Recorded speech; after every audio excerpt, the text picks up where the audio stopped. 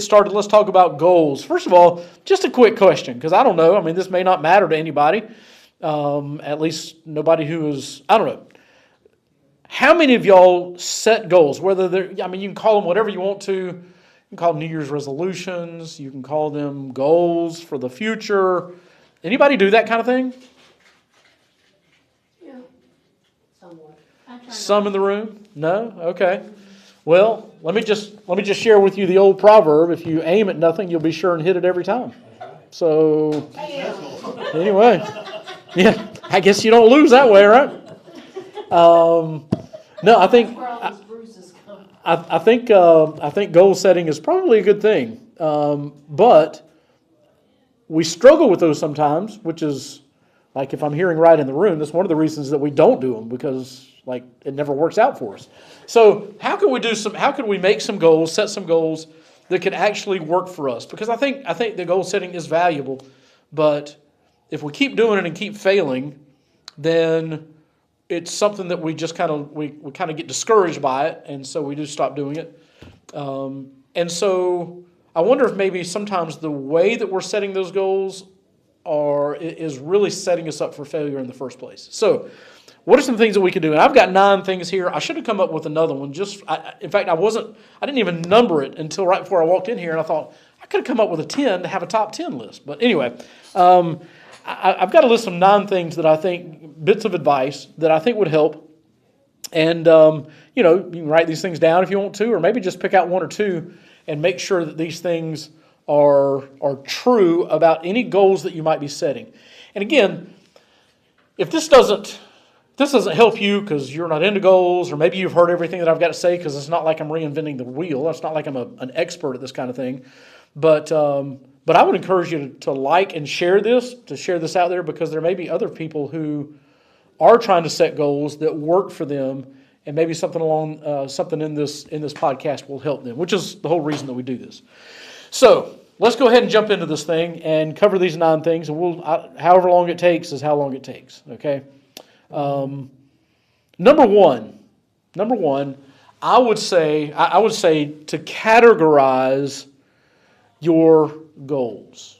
Now, here's what I mean by that. There are different categories of life, and I've got 6. Okay, when I'm thinking about goals, I've got 6 categories, and these are mine. Now, if it works for you, great. Copy those 6. If you go to talk about this, you can say these 6 as if they're yours. That's fine, because I'm sure these are not original with me. Other people might, and as you're thinking through this, it might be different for you, and that's fine. But I would say categorize them, because our tendency is to set goals all in one arena of life. And while it is good to focus, no doubt about that, I think we miss out on a broader spectrum of how we can improve our lives when we're only focused on one thing. Like, the beginning of the year, people say, well, I'm going to lose weight, that kind of thing.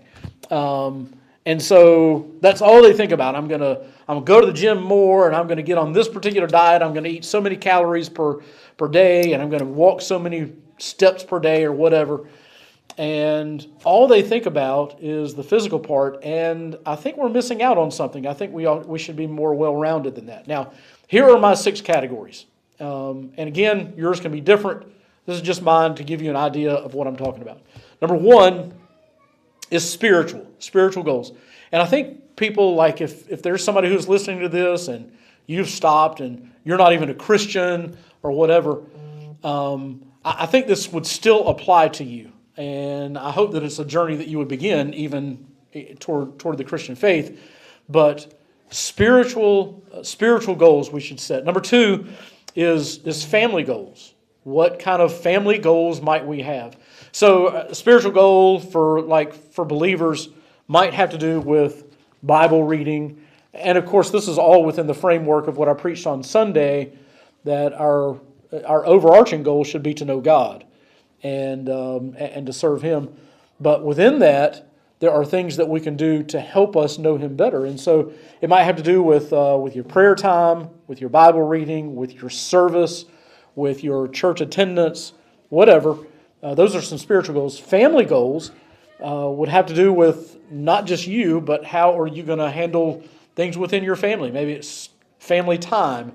Maybe it's turning off the TV for a certain amount on a Saturday and spending time together. Family goals. It could be, and then of course is the physical, and those are easy because again, especially come New Year's after you've like gorged out at Thanksgiving and Christmas, it's kind of easy to think about physical goals, and so I've already given the example of a few of those. Professional goals, and even if you're retired, you can still have goals for your retirement.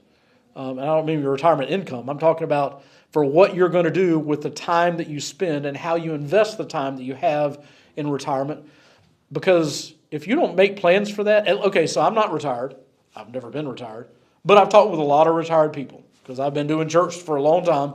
And I talk with people who are retired. And here's something I hear quite often. I don't know how I had time to work when I worked because I'm so busy in retirement. And so if you don't make goals for your retirement, you can your time could get eaten up by things that you don't intentionally plan for, and you can make better use of your time if you'd plan that. So even if you're retired, but professional goals, what do you have? I mean, are you going to try to enhance your education? Are you going to try to move up in your career? Are you going to try to change jobs? Whatever the case may be. Financial. What are some financial goals that you have? There may be a particular debt that you want to pay off. There may be you want to save up for a particular trip that you want to take, whatever the case may be. And then there are personal goals. Like what kind of personal goals do you have? And so personally, just for me, I would like to, there's actually a book that I've been wanting to write for, 5-7 years now. And I've just never done it. And so one of my goals is to have that book done. Now that's my goal. If I can't finish the book, at least I'd like to be pretty far along in that book. And so that's just a personal goal of mine. What personal goals do you have that may not fall in any other category, but is something that's meaningful to you? So I would say categorize, again, so that you can be more well-rounded in what you're pursuing. I hesitate to say 2026 because, like I said Sunday, and again, not everybody was here on Sunday, there's really no real reason that they have to start January 1st. Like you may have made some kind of a goal for 2026, and here we are. What's today's date? The 6th? Is that what the date? The 7th? You may have already been like, I've already blown it, But there's no reason that it has to be January the 1st. You can start a goal anytime. It just seems to be a natural tendency to start it at the beginning of the year. But if you really kind of erase what we make out of New Year's Day, why can't it be any day? Why can't it be January the 8th? There's no reason that it can't. I should know that it's January the 7th because tomorrow's my daughter's birthday. Oh, wow. Anyway, okay. So, yeah, she is going to be 19 years old. I guess I had her when I was 10. I just didn't know that. But anyway. Okay, so the first thing is categorize, just for the roundedness of it. Number 2 is to talk about, consider in your mind how many, and I would say even before you begin to make the goals, how many are you going to make? Because for someone who is goal-oriented, the tendency is to make a bunch of them. And especially if you look at the 6 categories and you're like, I'm going to make 3 for each one of those. And then all of a sudden you're at 18 goals. If you make too many, you have the chances of burning yourself out. And so there's no reason to do that. You can make 1 or 2 for each category, or you can just eliminate a category or whatever, however you want to work it out. But you want to make it a manageable size. And the reason is again, you don't want to set yourself up for failure. And the cool thing is once you achieve one goal, at that point, you can then go back into your archive or whatever your mind was, and then you can set a goal starting at that point and to replace the one that you've already had. So be realistic when it comes to the number of goals that you set. If you set too many, you're going to set yourself up for failure. And that's one of the big things that I hear. It's one of the things that I tend to do too. I get really excited at the beginning of the year. And I'm like, I'm going to do this, and this, and this, and this, and they're all grand and magnificent. And there's just no way. There's no way. And so scale back on some of those, achieve some things first, get some encouragement from achieving some goals, and then you can set some new ones, whenever that might be. It doesn't matter when it is. It can be in February, it can be in May, it can be in August. Set some aside for later. And there's no problem. There's no bad thing in doing that. All right, number 3. Again, 3 out of 9. Work on these if this applies to you, okay? If it doesn't, I apologize. But if this applies to you, work on this with a significant other, with someone else. So if you are married, it is great to do goals with your marriage partner, with your spouse. Let's just say that you have a close relationship with a close romantic relationship. You're just not married yet. Hey, do it with them. Maybe your closest person in your life is a sibling or a close friend or even a child. That's fine. Whoever it might be, do goals together. All right? Now let me give you a few reasons why I say that. If it's a relationship that you're working on and you're trying to, it's something that you want to be ever increasing, ever growing relationship, a great way to do that is to work on goals together. So here's a couple of reasons. Number 1, it inspires teamwork. Okay, and I guess really probably the first thing that I should say is that it deepens communication. It deepens communication. Because then you start talking about things that really matter to you. It's a brand new conversation to have. And I think that you would be surprised at some things that you might learn about somebody that you thought you knew really well. And then you learn, wow, this is important enough for them to set this aside as a goal for them. Hey, you learn something new about them. And and then you find you learn of new ways to support this significant other. You might know the foods that they like, and you might know the things that they like for you to do for them in the morning or when they're going through a particular situation. You may know those things, but you might learn some new ways to support your spouse or your significant other when you begin to talk about goals. Oh, that's a goal of theirs? Well, let me learn how I can help them achieve those goals. And then I guess that's when I should bring up that it inspires teamwork. You begin to work together on these maybe goals that you share, but even if not, if I give a piece of myself to my wife to help her in her goal setting, then hey, we're working as a team on some things, and I'm investing in her, she's investing in me, and all that. And then, of course, it helps with accountability, which is going to be something that actually, I don't have that as a separate. Number 10, right there. Number 10. I need a pen. Let that be number 4, since you're already there. Well, no, I'm going to come back to it because I think that's going to fit well with actually with number 9. It's going to be number 9. Okay, so there are 3 things right there. So first of all, you categorize. Be realistic with how many.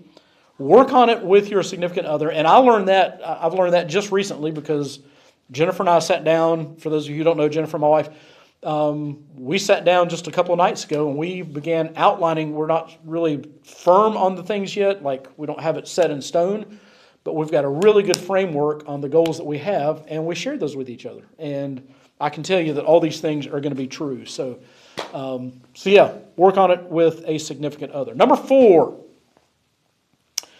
even though you're working on it with someone else, you need to make sure that these are your goals, that these are things that are important to you. They are not ones that have been set for you. So let's just say that you and a significant other are working on it. You might want to subscribe. You may say, well, I think you need to be working on this. And they may dutifully write it down because they care about your opinion and all that kind of stuff. But you really need to respect that other person. You can throw out the suggestion, but you need to make sure, if you're trying to help them, that it is their goal. And if it's yours, make sure it is your own goal. Because if it is not yours, if you're doing it for someone else, you are really going to lose all the incentive to meet that goal. Now, just because someone gave you that suggestion or whatever, it doesn't mean that you just dismiss it, because you may think about it and you may think, that is a worthy goal. But at that moment, you are then making it your own. And so if it's nothing that inspires you, if it doesn't excite you, if it's nothing you really want to work toward, then don't count it, okay? And just tell whoever it is that may have made the suggestion or whatever. I appreciate your input. I'm going to write that down for later, and I'm going to consider that for later. But for right now, I've got a few other things that are really take precedent, that they're more important to me. And so I'm going to focus on these things. Having a conversation like that should be doable. But so anyway, that's the number 4 thing, is you really need to make sure that they are your own goals. Because if they're not, you're setting yourself up for failure. You just are.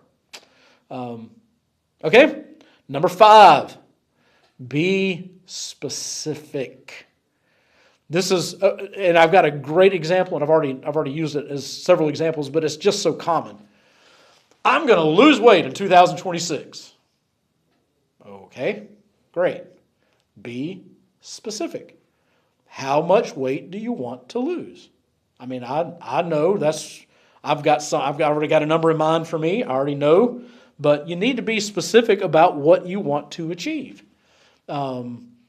Because how are you going to know if you achieve it? How are you going to know if you're getting there, if you're getting close, and all those kinds of things? You want to be specific. When it comes to, let's say, finances, let's just say that you want to save up enough money to go to Disney, or to go to the Swiss Alps, or to take a cruise, or whatever it might be. Well, you need to know. You need to know in advance. It might be good to do your homework and say, how much is that trip going to cost? It's going to cost me $2,000. It's going to cost me $5,000. It's going to cost me $10,000. Whatever it might be.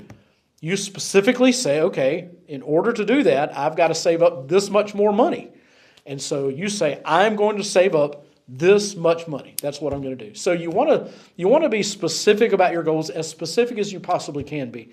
Because just to leave it out there as vague, as something that's ethereal out there, you may never reach the goal, at least not one that satisfies you, or you're going to burn out on that thing and simply drop it altogether. So you want to be specific as you are setting your goals. Number 6, make your goals measurable. In order to, if you want to know if you've achieved the goal, it's got to be measurable. So that, if in your professional life you want to further your education. I was just talking with somebody today who said they're going to be they're going to be looking into a particular degree that's within their within their job, and so you want to say, you know what, I want to make sure that I take this many classes, this many hours toward this next degree. So you want to make sure that it is measurable, or else you're never going to know if you achieve it. If you don't want to just come in and say, I'm just going to have, we're going to have more family nights. Okay, well, great. Well, how many? How many do you want to have? Let's make sure that at the end of the month, that if we said that we're going to have, 4 family nights a month, we know at the end of that time, if we only did 3, okay, we got to do better in February than we did in January. When there's less time, there are fewer days in February, and so we're just going to have to step up our game. So yeah, you want to make it measurable so that you can celebrate. And you know what? That's number 11. Celebration. I'm just coming up with all kinds of things here. I need a pen. Huh? Yeah, throw it. Let's go ahead. Yeah. She said no. Throw. I can't throw it. Oh my goodness. Holy cow. Hold on just a second. I got it. I asked them to let me throw it and they wouldn't go. Wow. Maybe I'd stab you in the eye or something. Oh, goodness gracious. Okay. I never played softball. Yes, I think your goal needs to be able to throw a pin across the room. Yeah. That's pretty measurable, okay? You see the room here. All right. Hold on. We're doing this on the fly. But hey. I can do paper. I can. Okay. Oh, that's number 9. Okay. 10, and 11. We're just doing this on the fly. I guess if you edit this, you could edit this out, but whatever. We're just being real here. Okay. Okay. Now, number 7. You want to set a time limit. You don't want to just leave this open-ended. So, like I mentioned a second ago about a book, I am giving myself to the end of the year because while I have done a lot of things like that, I've never really written a book, but my understanding is it takes a long time. So I'm giving myself through the end of the year. But we also just mentioned, family time, or let's just say that there's a couple. You're a married couple out there and you have kids and it's hard to find time together. Let's just say that you set a goal to say we're going to go on 2 dates a month. Let's just say you never get out, and so you got to start somewhere. That may or may not work for you. It might be 1 or 4. You might want to go out once a week. I don't know. But let's just say twice a month we're going to go out on a date. You have set yourself a time limit. In fact, you've set yourself 12 time limits for this year because every single month we're going to do that. And then you get to look back and you say, okay, we've done this. But if you set a time limit, you can pace yourself at the right pace. You're not going to burn yourself out at the beginning. You're also not going to waste time to where you're having to burn yourself out at the end. You set yourself a time limit. And setting that time frame, it helps you set realistic goals. Especially if you've listed several, when you begin to think about the time frame that you have, you may be able to look and say, okay, well, I can add a couple more. I could add a couple more. Or you might say, gosh, looking at this, I need to take some of these out because I can't do all of this at the same time. So you may scale back. But again, we're looking for success here. We're not trying to impress anybody else or any of that kind of stuff because they're your goals, not anybody else's. You're trying to set yourself up for success. And so you want to set a time limit. Number 8. Here's where things you may or may not have thought about before. Write them down. Write down whatever goals you have, whatever goals you end up with, write them down. I should have brought my little notebook. I've got a little notebook at home. It's a little red notebook. My family knows that's Dad's.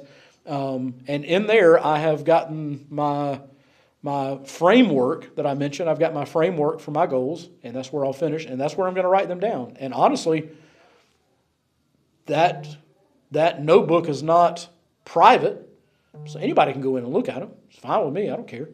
But I've got it written down. I can refer back to it. I know I can write down what I was thinking.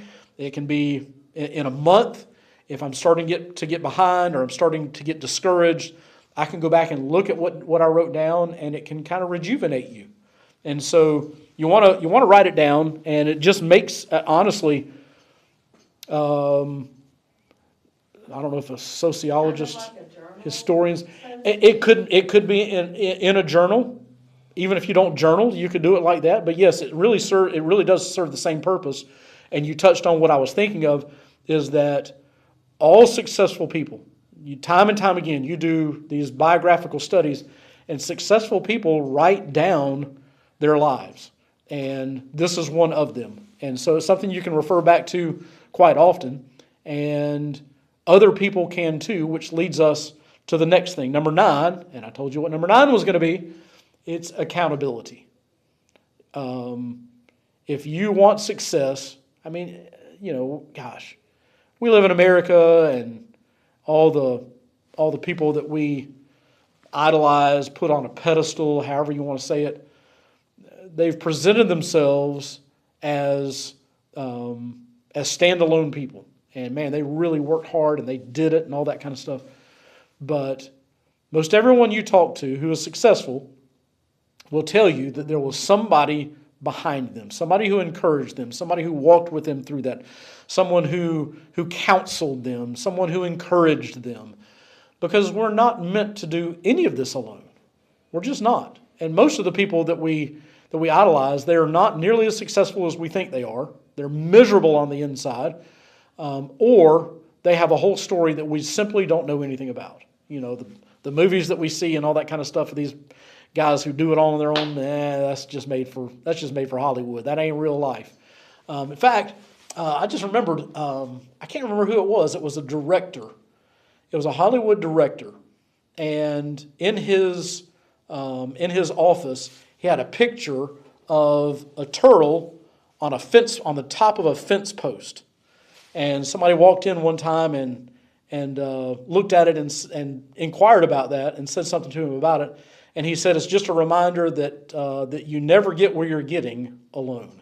And so find someone who can help you be accountable. They'll encourage you. They'll remind you. They'll kind of correct you. You start eating the wrong thing if you're trying to eat healthy or whatever. Which again, that's a terrible goal because that's so non-specific. But if you're going to eat vegetables every single day, and you're getting ready to say no to a vegetable, somebody who's helping you keep accountable, they'll give you a little slap on the wrist. You are going to eat your spinach, that kind of thing. So find somebody who will help keep you accountable, and it really works best if y'all are keeping each other accountable. But anyway, be accountable. Number 10. Now I'm going to have to come up with the top 12. Because 12 is biblical, right? Number 12. I'm only got it at 11 now. But anyway, so what? No. We got just two more. Number 10, and really there's no way around this. I wish I had a silver bullet for this, but you have to be persistent. You just do. So let's just say that and this was a common one, especially within the church. Let's just say that you're going to, I mentioned Sunday that I want to read through the Old Testament in a year. So let's say that you're going to read through the Old Testament in a year. You know what it's like. You read, you get really busy one day, and you get to the end of the day, and you're tired, and you just kind of peter out or whatever. Listen, you might say, oh, I missed the day. I really blown it now. Well, okay. So you blew it. All right. Let's say you're behind. Okay. So it takes you a year and a day. And then you blow it again. Okay, so let's say it takes you a year and a week. Okay, don't give up. That's the whole point. Be persistent in your goals. Now, you want to stay on task. You want to stay true to the time that you've set or whatever. That's your goal. But if you don't keep the goal, that doesn't mean that you quit. Keep going. We have a goal here at church every year. We have this Lottie Moon Christmas offering, and if you're Southern Baptist, you know what that is. You pretty much have God the Father and God the Son and God the Holy Spirit, and then you have Lottie Moon. I mean, that's pretty much how the order goes. But if you're not familiar with it, it's an offering that we take up at Christmas time. And every bit of that money that goes toward the Lottie Moon Christmas offering, it goes to missions overseas. So that's the importance of it. And I remember when I was really involved in setting goals for the Lottie Moon Christmas offering, you set that goal really, really high. You set the bar really, really high. And if you reach that bar, that's great. That's fine. If you don't quite reach it, what does that mean? Well, let's just say that you set the bar here at Emmanuel. Our bar is $10,000, which is a lot for us. That's a lofty goal. But let's say that that our goal is $10,000, and let's just say we only get $8,500. Okay. Now, a church that could do the same thing down the street, let's say that their goal was more realistic, $7,000. And they celebrate because they raised $7,500. That's great. That's exciting. But I think that I would rather set a bar of $10,000 and raise $8,500 than set a bar of $700 and raise $7,500. You're more successful. Why? Because you know what? You say, we didn't quite get there. That's okay. That's okay. But we didn't give up. We kept working. We kept striving for the goal. And you'll find that if you won't give up, let's say that you don't reach all of your goals. Let's say you don't lose 20 pounds. You only lost 17 pounds. Well, it's better to do that than to say I'm going to lose 10 and to lose 12. Well, hey, you lost 17 rather than 12. Just don't give up. Be persistent in your goals. And if you find that you've gotten behind, you can reassess, you can reevaluate, you can set a new time frame, you can set a new bar if you need to, whatever the case may be. Simply don't give up. And if you're an accountability partner, don't let your partner give up either. All right? And then number 11, we are finally to the end. Aren't y'all glad? We have reached number 11. Oh, we might be finished early. And that is celebrate. Celebrate successes. So, I don't know. Let's just say that you're going to pay off some debt. Let's say you have 3 or 4 different credit cards and you're going to pay off those debts. And you come up with a system, and there are different ways to do that. You can pay off the highest interest rate first. You can pay off the lowest amount first, or the highest amount first. However you want to go about it. And different financial gurus will tell you different things. But you just pick a plan and you stick with it. You can set bars for celebration.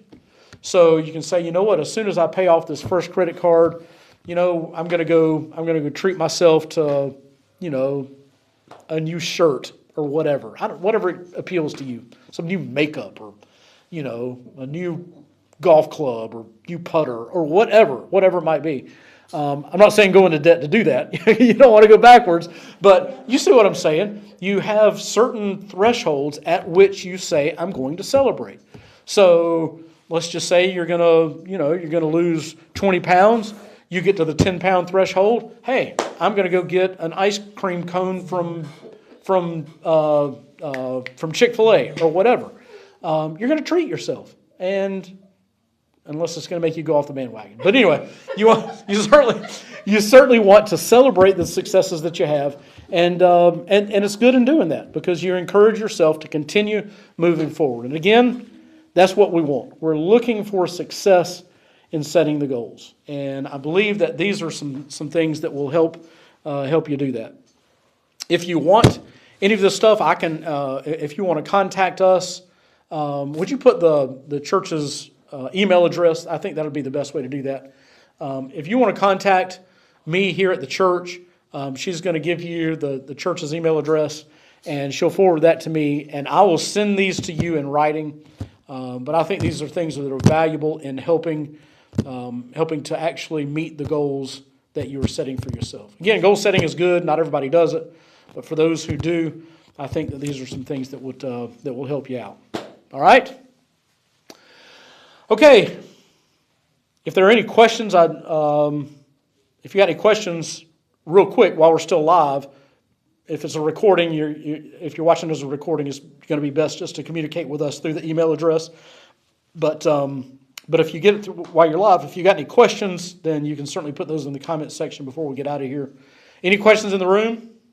Not so much as questions. Okay. The goal that I had set for myself. Okay. Was to start reading at minimum a chapter out of the Bible a night. Okay. Or a day. And as it turns out, it's usually around 3 or 4 o'clock in the morning because I find myself waking up and can't go back to sleep. Okay. So, and I've been for the most part, been pretty successful in keeping that goal going. Yeah. So, for those who are watching online, what she was saying is she kind of set a goal for herself to read a chapter out of the Bible every day or every night or in the middle of the night is what it turns out for her. And that's great. Again, it's measurable, it's achievable. It meets so many of these things that we're talking about. It's a time limit because it's per day, those kinds of things. And it sounds like, just from what you said, that there may have been a day or two where you miss, but you haven't given up. You continue to go. And so yeah, that's a great thing. I tell you, a good plan to do that, if you want to do that, a great plan to follow along for that is to read a chapter out of the Psalms and a chapter out of the Proverbs. Or, I guess it depends on how much you want to do, how much you want to tackle. But if you do a chapter out of Psalms every day, you will get through it in 5 months because there are 150 chapters in the book of Psalms. So that's a good round number. And then if you do a chapter out of the Proverbs every day, you'll read it through every single month. You might have to double up one night a month, because there are 31 chapters in the book of Proverbs. And so that one's really easy, because all you do is you say, well, what day of the week is it? It is January the 7th. I'm going to read Proverbs chapter 7. I did that for several years. I need to get back to it because it really was beneficial for me. But it's the 7th day of the month. I'm going to read Proverbs chapter 7. It's the 30th of the month. I'm going to read Proverbs chapter 30. So that's a great plan to follow. But so anyway, yeah, stick with it. Any others? Questions? Comments? I don't see anything coming through online, which is fine. I say okay. Again, if you're watching this as a recording, then don't hesitate to reach out to us using that email address, and that'll get to us. All right. Okay. What prayer requests do we have in the room? And if you have any prayer requests online, again, live is more effective here. We do want to hear your prayer requests, and we've got a prayer team here at our church that will be glad to pray for you if you want to use that email address to send us any prayer requests. Be glad to hear that. You will be prayed over, I promise. But for right now, for those of you who are live, if you're watching right now, put your prayer requests in the comment section. Any prayer requests in the room? I want to continue to pray for Christian. Got popped in the eye and got stitches in his eye, or I guess on the eyelid. But yeah, he looks a whole lot better than he did yesterday, but that could have been scary. It could have been a whole lot worse than it was. But let's pray for him, continued healing. What other requests do you have? Continue to pray for my brother-in-law, Kirk Chapman. We're still waiting on some other tests to come back to see what the extent of the cancer is in his esophagus, and if they got it all with the scrapings and stuff they did. But he's more than likely probably going to have some radiation just to make sure that everything is gone. But we're still waiting on some test results to come back. All right, let's pray for Kirk Chapman. Yes. Had esophageal cancer, but they're in the middle of treatment, and they've done really, really well. But he may have to get some more done. But hopefully they got it all. But anyway, continue to pray for him. Any others?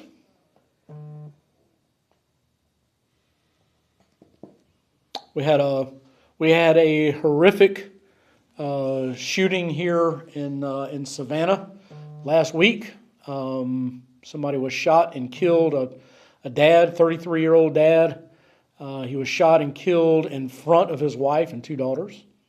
And turns out, I did not know until just a couple of days ago, but that wife and one of her kids used to come here for Mommy and me. So she has a connection to our church.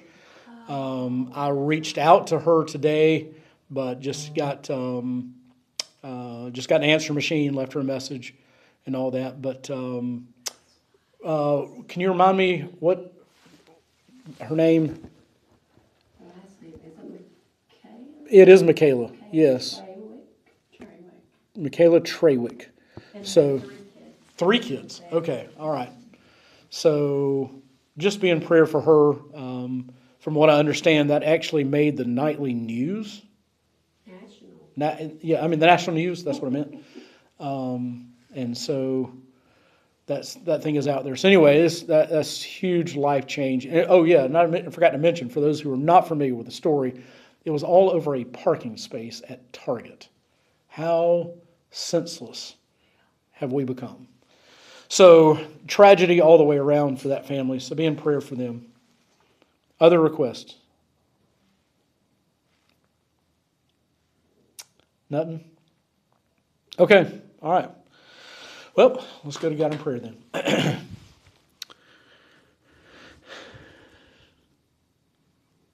God, we do thank you for a new year. The fact that you have brought us here is really just more proof of your grace. You never promised us the next day, and yet we've made it to 2026. So I pray that we would see it as the gift that it is, not nothing that you owe to us, but you freely give it to us. So help us to make the most of it. And as we look ahead at 2026 and what's before us, we can't foresee the future, and we know that you're there. But as always, we can pretty much count on the fact that there will be surprises along the way. So prepare us for those things that are coming our way that you know about that we don't. At the same time, we want to be wise with what you've given to us. You've given us time.